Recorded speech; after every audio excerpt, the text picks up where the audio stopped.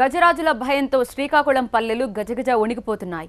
పొరుగు రాష్ట్రం ఒడిశా నుంచి తెరముకొచ్చిన ఏనుగుల మంద పల్లెబాట పట్టి పరేషాన్ చేస్తున్నాయి. కంటికి కనిపించిన పంటలపై దండయాత్ర చేస్తున్నాయి. పంటల ధ్వంసంతో సరిపెట్టడం లేదు, ఇళ్లపై అటాక్ చేస్తూ బీభత్సం సృష్టిస్తున్నాయి. ఎప్పుడేం జరుగుతుందోనని హడలెత్తిపోతున్నారు స్థానికులు. భయంతో ఇళ్లు వదిలి పారిపోతున్నారు. క్షణం భయం భయం.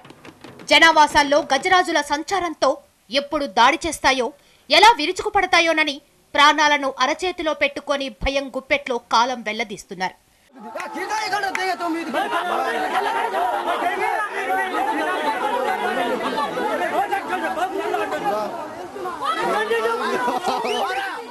శ్రీకాకుళం జిల్లా మన్యం ఏనుగుల బీభత్సంతో హడలిపోతోంది. 4 దిక్కులు దద్దరిల్లినట్లుగా 4 ఏనుగుల గుంపు పల్లెవాసులను కంటి మీద కునుకు లేకుండా చేస్తున్నాయి. పంట పొలాలపై దండయాత్ర చేస్తున్నాయి. అటు రహదారులపైకి వచ్చిన ఏనుగులు హల్చల్ చేస్తున్నాయి. దీంతో రోడ్లపైకి వెళ్లాలంటేనే భయపడిపోతున్నారు స్థానికులు.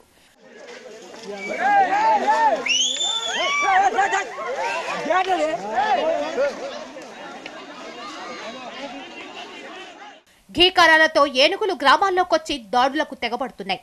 సీతంపేట మండలం కోతుల కుమ్మడి, అలమకాయగూడ, చిన్నపక్కు గ్రామాల్లో ఏనుగుల బీభత్సంతో స్థానికులు గజగజ వణికిపోతున్నారు. తాజాగా నివాగం మండలం వెంకటాపురం కాలనీ దగ్గరలో తిష్ట వేసి కాలనీ వాసులను ఇళ్ల నుంచి బయటకు రానివ్వకుండా భయాందోళనకు గురిచేస్తున్నాయి.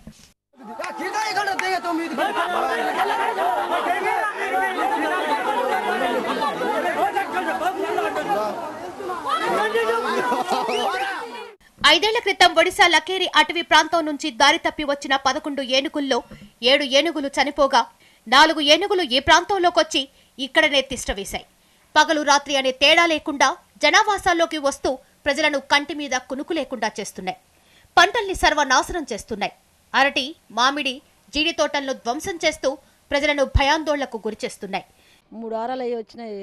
మాకు తోటలు ఇరిసేయడము, ఊర్లోనే ఇబ్బంది పెడుతున్నాయి. రాత్రి అగ్గిలు వేసుకోకుండా అలాగ అలర చేసుకుని ఉన్నాం బాబు. ఇంకంటే ఏడు చేస్తాము. ఆ ఊరికి వెళ్ళిపోయినోడు మరి భయపడిపోతాం. ఊర్లోకే వెళ్ళిపోయినాయి. రాత్రి భయపడిపోయి మేము దడిచిపోయి మా పిల్లలు మా తల్లు మేము పరుగులు ఎట్టడము దడిచిపోయి పరిగెడుతున్నాం. ఏడు చెట్లు కొబ్బరి చెట్లు ఒకటే ఏడు పెడితే అవి తిరగేసేస్తున్నాయి. 7 తోటలలో ఈడు చెట్లు, తాడి చెట్లు, ఏడు చెట్లు ఏడు దొరుకుతాయి. నేను 2వ రోజు తోటకి వెళ్ళాను. సీడు పిక్కలు చిలకలు కొరికేస్తాయి అనుకుని వెళ్ళినప్పటికీ నేను చూడలేను. అని చెట్ల మీద చూసుకొని వెళ్ళిపోతుంటే ఇలా చూసినట్టుగా ఆ దగ్గర అయిపోయింది. అరే అనుకో నేను లఘు ఎత్తుకొచ్చాను. అయితే రాత్రి 12 గంటల దాకా నిద్ర లేదు. అలాగా మంటలు వేసుకు అలా నిలబడి ఉన్నాం అనమాట రోడ్డు మీద. కాక మరి పిల్లలు పరిగెట్టి వెళ్ళిపోవడం కూడా సందు లేదు. బైకులు రోడ్డు నిండా ఎట్టారు, బైకులు ఆటోలు.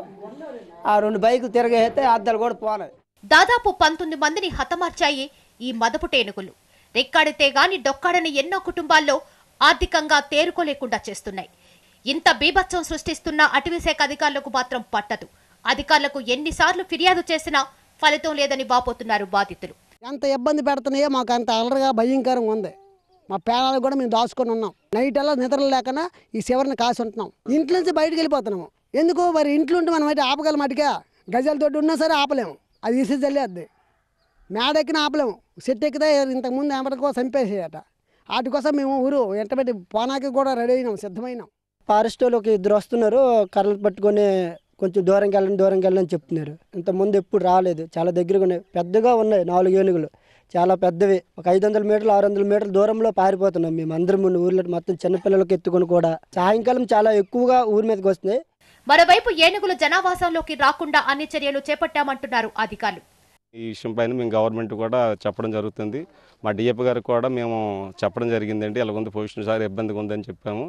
అయినా ఎవరో ఎటువంటి కవ్యం చర్యలు చేపట్టుకుంటే మీరు జాగ్రత్త పడండి అని మా డిఎఫ్ గారు మాకు ఇచ్చే ఆదేశాల ప్రకారం మేము ఆ రకం పాలు మేము చెప్తున్నాం. ప్రతి గ్రామానికి కూడా వెళ్ళి ఇక్కడ ఏనుగులు సంచరించే ప్రదేశం కాబట్టి మీరు అందరూ కూడా చాలా జాగ్రత్తగా ఉండాలని మేము చెప్పడం జరుగుతుందండి. మనిషి స్వార్థం వన్యప్రాణుల ఉనికిని ప్రశ్నార్థకం చేస్తోంది. ఖనిజాల కోసం, కలప కోసం అడవులని నరికేస్తున్నారు. కొండల్ని తవ్వేస్తున్నారు. ఏనుగులకు చోటు లేకుండా చేసేస్తున్నారు. కొన్ని సందర్భాల్లో తిండి కూడా దొరకకుండా చేస్తున్నారు. అందుకే ఏనుగులు పల్లెలపై దాడి చేస్తున్నాయి. నగరాల్లో బీభత్సం సృష్టిస్తున్నాయి. మనిషి తన ఆలోచనలు మార్చుకోవాలి. అడవులు తన ఒక్కడి సొత్తు కాదని భావించాలి.